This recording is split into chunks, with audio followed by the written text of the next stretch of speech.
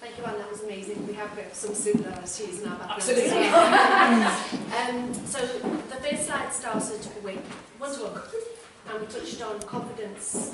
And there's been a surge over the last few years with regards to professional coaches, life coaches, NLP, hypnotism, and all this cognitive therapy.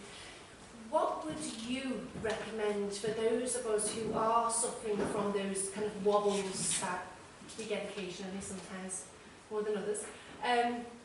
What steps would you advise us to take when we are feeling, a lack of power or lack of confidence? Like, would you go that route and pay somebody a few £100s to give you that coaching, or would you find it all yourself in books? Or I do have a coach, but it tends to be more on the career side rather than the confidence side. If I look back when my confidence is shot, it's ironic. I had the biggest crisis of confidence, ironically, when I was appointed to the board in 2002. Duh. Everyone's saying to me, you've just got the job. Yeah, but that's the point. You think, I can't do this. Running the function was easy, now I'm running the company, I can't do this. And God love him, because my boss at the time, he'd just been appointed to the board as well, he was probably having the same sort of crisis of confidence. And I remember after 6 months thinking, oh my God, he's just too nice to tell me that it's all going wrong. That's what the voice said in my head, genuinely. And I remember phoning a colleague who was in Spain, that week, and I said to him, it's all going wrong, he's just too nice to tell me I do. So he said, just come out. So I got on a plane, went to Madrid, sat down, and this guy bought me a coffee, and he said to me, excuse my French, you've been in the job 6 months, you're doing fine. Are you the finished article? Absolutely not. Are you doing okay? Absolutely. Get back on that plane and just show them do you know what, that's all I needed. I got that.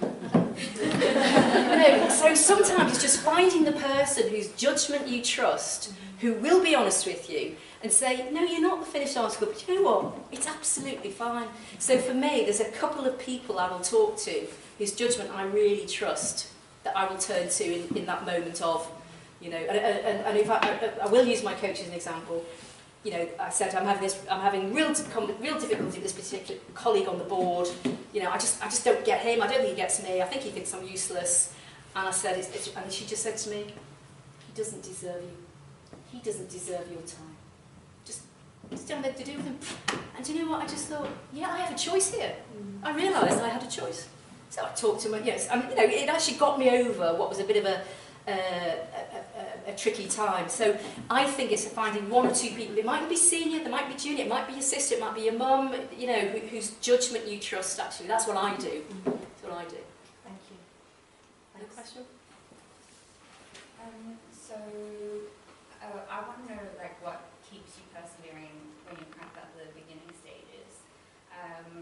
I was sharing with some of the ladies earlier that recently I experienced a bit of sexism. So at the Christmas party, I found out that one of the guys didn't work with me because, you've recently got married and you're going to go and have a child. So what keeps your confidence up when you're already feeling like a little bit down? And what keeps you persevering because, all of us want to go somewhere in our careers. When you face these wobbles, So I do, you might have read, humour is I think part of it's coming from a very big family. We had a lot of fun. So humour is a big thing in my life. And I always say to my team, if you don't laugh every day, you're probably in the wrong job. I think it's really important you work where you can laugh every day. So I think humour for me is quite important. But if you've got a person who thinks like that, you've just got to move on to the next one. You're not going to change his mind. If in 2015, 16 he thinks like that, move on. Because he will be the dinosaur, not you. So you've just got to work around it. But you know what? Irritating it is, keep the smile. You know what? Don't, because then he's winning. He's just a little man, probably a very small body part. I